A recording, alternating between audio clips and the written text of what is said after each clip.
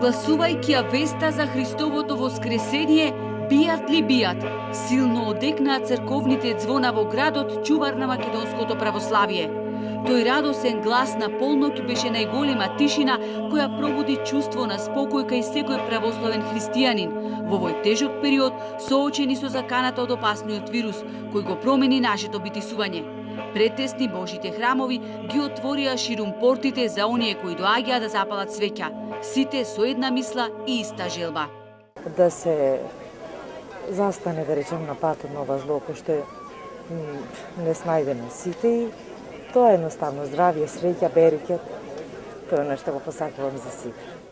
Да помине пандемијата, сите да бидеме здрави и живи, затоа и дојдовме тука, во овој свет храм, да си посакаме секако најважното, здравје за најблиските и светската пандемија конечно да запре.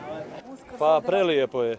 Мени се прелијепо, значи баш е прелијепо и православје е значи нешто најбитнije.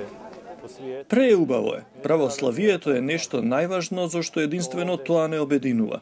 Со Бога напред се чувствувам безбеден. Зошто не носите маска? Па у џепу ми е, морам да причам. Па се осеќа, со пандемијата се осеќа дека малку е по-пасивно, по-невесело што треба да биде, но што да правиме, мора да се адаптираме на ситуацијата. Централната богослужба традиционално се одржа на Плаушник во Свети Климентовиот храм Свети Пантелеймон, од каде верниците ги упатуваа своите молитви. Многу од присутните не само што не носеа заштитна маска, туку и не држеа дистанца. Ги прашавме верниците дали ја поздравуваат одлуката да се укине полицискиот час за Великден, дали и покрај масовноста се чувствуваат безбедно. Јас лично да, ако се почитуваат мерките, ама луѓето бидејќи не ги почитуваат, треба повеќе надлежните органи да се преземат за тие што не ги почитуваат мерките. За исправна не знам, лично го доживувам дека ова е најголем верски празник, па со оглед на големиот број христијани кои што конечно го дочека овој ден со оглед да лани бевме во карантини, секако годинава сметам дека да, исправна е одлуката. Мислам дека да. Многу бевме психички оптеретени, вака малку се поослободивме со Великден, со празников. Убаво што е вака сега. Што е вака поводно, само ја што не заборав маскавата е баш каза.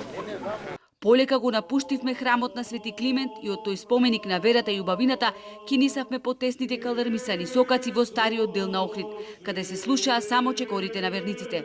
Угостителските објекти беа затворени, но тоа не ја спречи младата популација дружбата во пријатната празнична вечер да ја продолжат запоседнувајќи ги културно-историските знаменитости. Христос воскресе! Христос воскресе! Христос воскресе!